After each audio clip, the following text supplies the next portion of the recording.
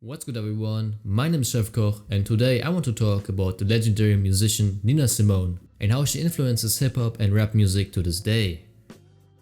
Using the art of sampling, old classics from bygone eras are often modernized and recontextualized for contemporary hip hop. And today we're gonna look at rap tracks that sampled records by Nina Simone to prove her impact on our favorite music genre. She remains one of the most sampled and recognized voices in the hip hop realm to this day, and her everlasting discography depicts raw emotion, personifying the duality of struggle and triumph, and her music still finds itself deeply ingrained within today's zeitgeist. But Simone wasn't just a musician, she was a revolutionary artist who used her voice to challenge racial injustice and inspire change.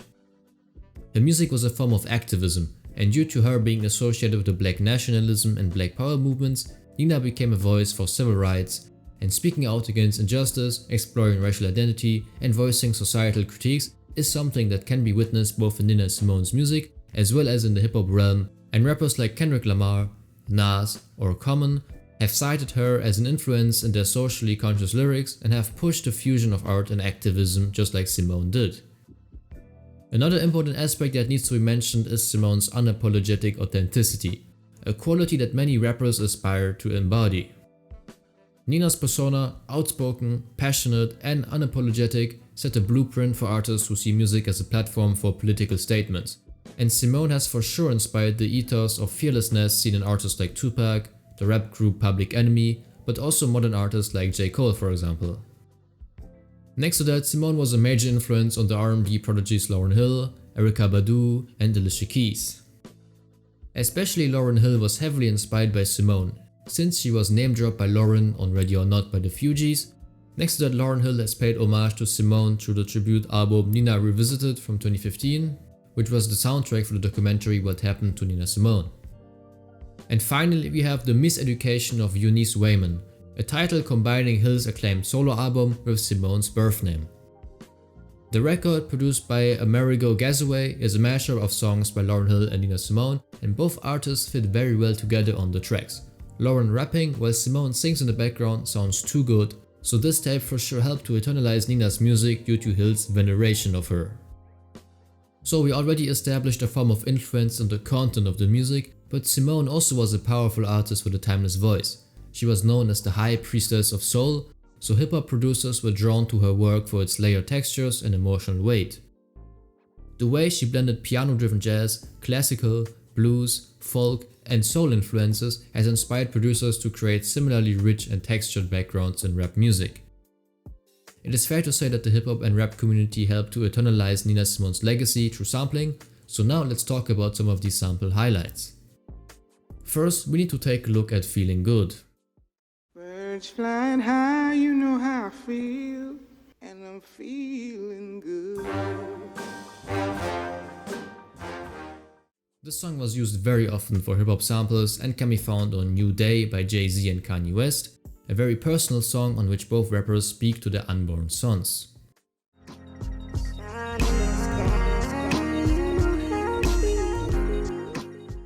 Feeling Good was very influential for hip hop. It spoke to the dream of contentment and optimism, and was also sampled for Bad News by 50 Cent,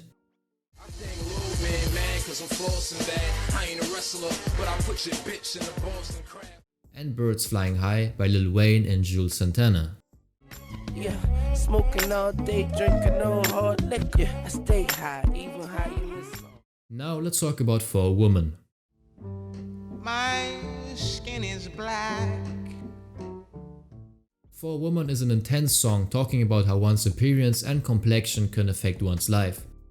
The track tells the story of 4 black women who each share their painful experiences with oppression.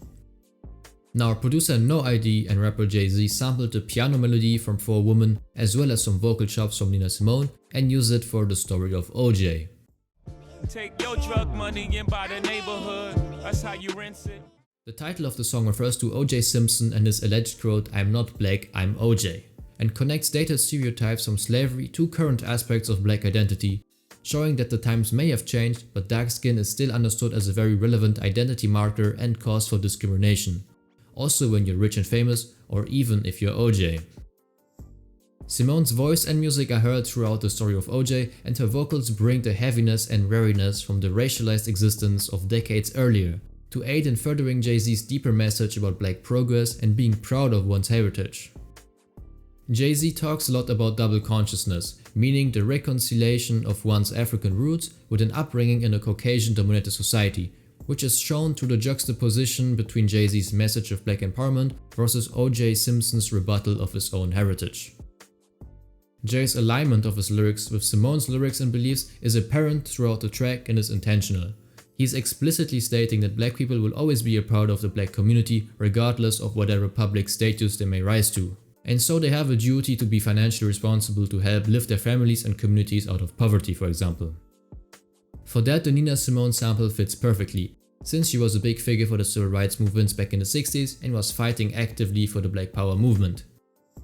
Jay-Z further pays homage to Nina by including her in the music video of The Story of OJ as her own animated character, playing the piano and singing. And next to that, rapper Prodigy also paid homage to Nina Simone by sampling 4 Women for his song Stronger. The moonlight shines on the New York skyline, Midtown is lit up.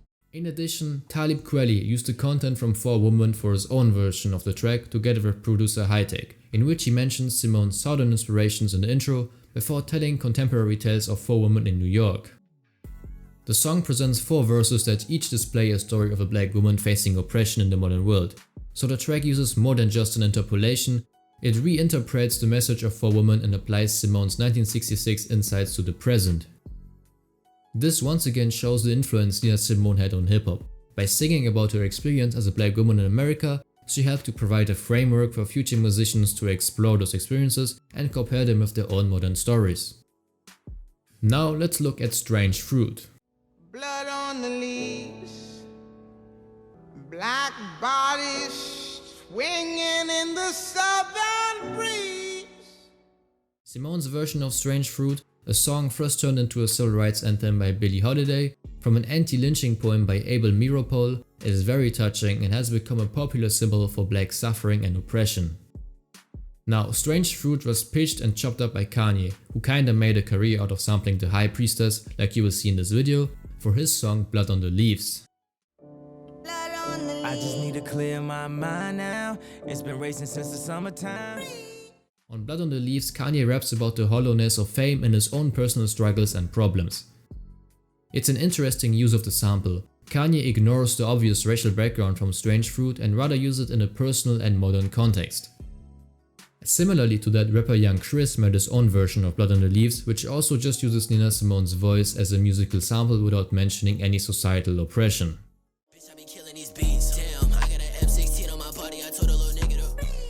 So on the one hand, Simone's music gets sampled by rappers as a way to denounce and process the still relevant oppression of minorities like Jay-Z and Talib Kweli did, and on the other hand, her records can also be used for strictly musical and personal purposes like Kanye West or Young Chris did. And I think that both versions of sampling are essential for the evolution of music and to eternalize Nina Simone in other genres. Simone is an important societal and political figure for many Americans, so it is necessary to address the issues that she talked about back in her days if you want to make a political rap song. But music does not have to be political. In my eyes, it is also fine to just use samples strictly for melodic and instrumental purposes. After all, this is a common practice in the hip-hop realm. I mean, Future's Mask Off literally samples the Prison song, which was originally written for the civil rights musical Selma. But now let's get back to the next sample, Cinnamon.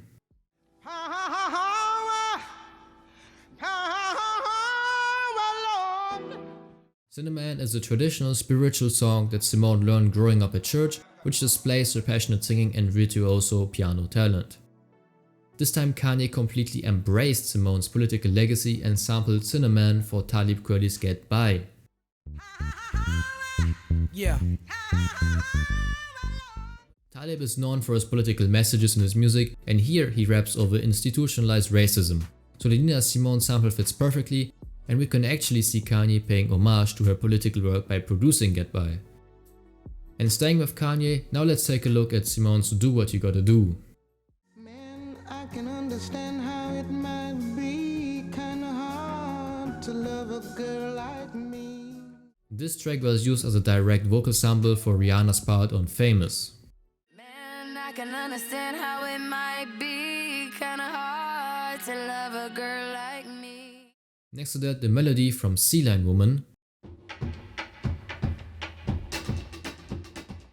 was sampled for Kanye's Bad News.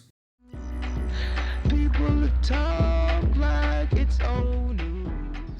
Once again, we can witness Kanye's appreciation for Nina Simone here, since this is the 5th time that he sampled her records. Now let's focus on Don't Let Me Be Misunderstood. If sometimes you see that I'm mad, This song was used for Don't Get It by Lil Wayne, in which he goes in depth on his irritation with the perceptions of his ethnicity. What's understood ain't gotta be explained. And as the next sample highlight, we have I Can't See Nobody.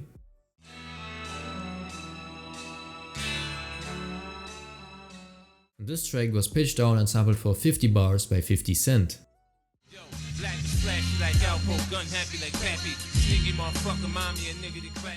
On this song, 50 raps about the criminal scene in which he grew up, and I really like the sample the producer chose. Now onto the next track, Baltimore. hard times in the city. This song was sampled by No ID for Caught Their Eyes by Jay-Z and Frank Ocean. I wait till these haters don't give me that. You know the world can see just how phony you act. On here, Baltimore served as background vocals, as Jay-Z paints a picture of despair and uncontrolled vulnerability. But the sample can also be heard on The Ocean by The Game. And next on the list, Porgy. It's going to be like dying. The vocals in Porgy were used as a sample for Norimati by Noriega.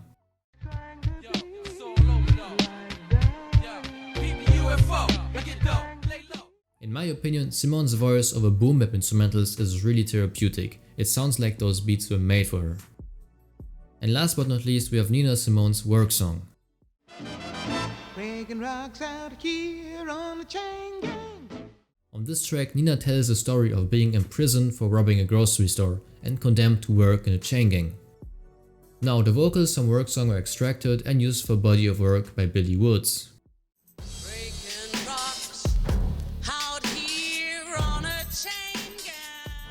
Next to that, Work Song was sampled for Chain Gang by Glock 9.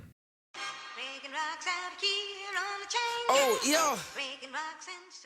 On here we have a direct sample from the hook of Work Song, but a Chain Gang lyric is used in a more modern context since Glock 9 raps about his incarcerated friends. With that, we talked about all my personal sample highlights, and as a conclusion, Nina Simone's legacy in hip hop and rap can be considered as a blend of direct musical influence through sampling and production, as well as deeper thematic and ideological inspiration. Therefore, she remains a guiding figure for artists who seek to use music not only as an art form, but as a vehicle for truth and transformation. Simone may not have had the chance herself to enter into conversations with Lauryn Hill, Talib Kweli or Jay-Z, but through hip-hop's endlessly creative ability to make the musical heroes of its past live again through samples and covers, it is as if she's still speaking, singing and playing to the current generation of artists and through them to the future of hip-hop. That's why I think that Nina Simone to this day has a big influence on hip-hop and rap music, and I hope that I was able to get this point across in this video.